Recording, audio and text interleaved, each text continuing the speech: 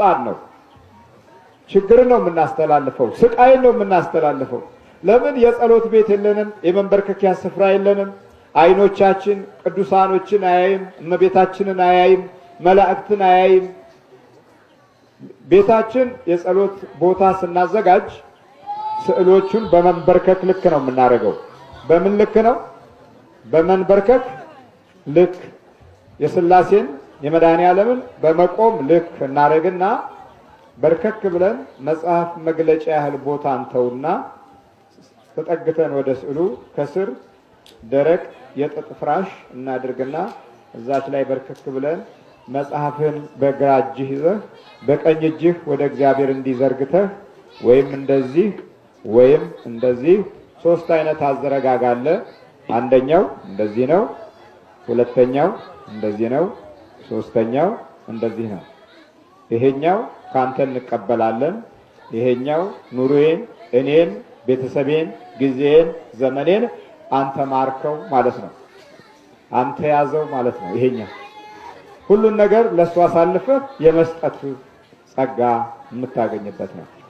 ይሄኛው አንተን አመልካለሁ፣ ጠንቋይ ቤት አልሄድም፣ ጨሌ አልጨብጥም፣ ዛር ቤት አልሄድም፣ ውቃቢ ቤት አልሄድም ማለት ነው ይሄኛው። ስለዚህ ልክ እንደዚህ በምትጸልዩበት ጊዜ እዚህ መሃል እጅ ላይ የመቃጠል ምልክት ያሳያችኋል። መንፈሱ አለ ማለት ነው። ወደ ስዕሉ ነው ይሄን የምታረጉት። ግልጽ ነው። እንደዚህም ስታረጉ እጅህን ይበላሃል። ለምን ዘረጋህ ብሎ እጅህን ይበላሃል፣ ወይም እዚህ ጋር ይቆረጥምሃል። የዚህ ጊዜ መንፈሱ አለ ማለት ነው። እንደዚህ ሲዘረጋም ከዚህ ክስሮች በሙሉ ይነቃነቃሉ፣ እንዲህ ይፈተፈታሉ። የዚህ ጊዜ መንፈሱ አለ ማለት ነው። ከዚህ በኋላ ተነስተህ መቁጠሪያህን ታነሳና ሁለቴ ትጀልጠዋለህ። አሊያም ደግሞ ሌላ አይነት አጠቃቀም ዘዴ ይለውጥና ሐሳብህን መስረቅ ይጀምራል። አንተ እንደዚህ ስትዘረጋ ንግዱን፣ ትርፉን፣ የጧቱን ገበያ፣ ቁርሱን፣ ወጡን፣ ሽታውን እና ቡናውን፣ ሲኒውን ያመጣልሃል። ግን እየጸለይክ እኮ ነው። የዚህ ጊዜ ተነስተህ ጸሎትን መለስ ታረግና ተነስተህ እየሰገድክ ትቀጠቅጠዋለህ። አእምሮ ላይ ከሆነ ማጥናት ነው ያለብህ። አእምሮ ላይ ከሆነ ህሊናን የሚወሰውሰው ከዚህ ራስህ ላይ ትቀጠቅጠዋለህ። አቁም። በጌታዬ በኢየሱስ ክርስቶስ ይሄንን የውስዋስ ባህሪን አቁም።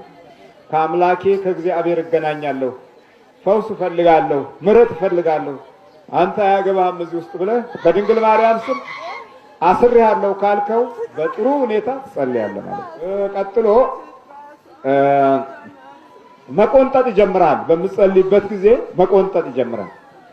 እግርህንም እጅህንም ቁንጥጥ ያደርግሃል። የዚህ ጊዜ እንድታክነው እንጂ ጸሎት እንድትጸልይ አይደለም ፍላጎትህ። በቆነጠጠ ቦታ ላይ ስታከው ደግሞ በጣም ደስ ይላል። በጣም ነፍስህ የገባ ነው፣ የሞያሌ ያህል ማለት ነው። ልክ እንደዚህ በሚሆንበትም ጊዜ መኖሩን ታውቃለህ ማለት ነው። ተነስተህ የቆነጠጠ አካባቢ ስትመታው በውስጥ ሰውነት ውስጥ ሲዟዟርና ሲሯራጥ ታገኘዋለህ። የዚህ ጊዜ ትቀጠቅጠዋለህ፣ ታስረዋለህ። በኢየሱስ ክርስቶስ ስም በቅዱስ ሚካኤል ስም በሰውነቴ ውስጥ ምንም አይነት ምልክት እንዳታደርግ አስሬሃለሁ ስትሉት ይታሰራል ማለት ነው። ሌላው ስዕሉን በምታዩበት ጊዜ በአይናችሁ ላይ የሚሳለው ስዕሉ ይሆናል ማለት ነው። የጌታችን የኢየሱስ ክርስቶስ ስቅለቱ፣ የእመቤታችን የቅድስት ድንግል ማርያም ምስለ ፍቁር ወልዳ ከልጇ ጋር ያለው ስታዩ አይናችሁ ላይ ይሳላል። አይናችሁ ላይ ሲሳል ተስፋችሁ እመቤታችን ትሆናለች ማለት ነው ከልጇ ጋር። ስለዚህ ዲያብሎስ እንደ ልቡ አይቶ የማጥፋት የመብላት ሌሎችን የማጥቃት የቡዳነት መንፈስ ይቋረጣል ማለት ነው። ስዕሉ ሌላው ቅባ ቅዱስ መቀባት አለበት፣ ወይም ቤተክርስቲያን አምጥታችሁ ተቀድሶበት መግባት አለበት የጸሎት ቦታችሁ ላይ። እነዚህ ግዴታ የመንፈሳዊ ጉዞዎቻችን ውስጥ የጦር ዕቃ የመዋጊያ ስልት ናቸው ማለት ነው። እግዚአብሔር ስሙ የተመሰገነ ይሁን። ለዚህኛው ትውልድ ይሄ መንገድ ቀዳሚ መሆን አለበት። በፈረንጁ ዓለም ጥሩ ልጅ ለመውለድ ጽጌረዳ ውስጥ ይመላለሳሉ። ከተጸነሰ ጊዜ ጀምሮ ጥቁር ሰው ላለማየት በጽጌረዳ በአበባ ውስጥ ይሄዳሉ። በጣም ቀይ ልጅ ለመውለድ፣ መልከ መልካም ልጅ ለመውለድ እንዲህ ብለው ያምናሉ ማለት ነው።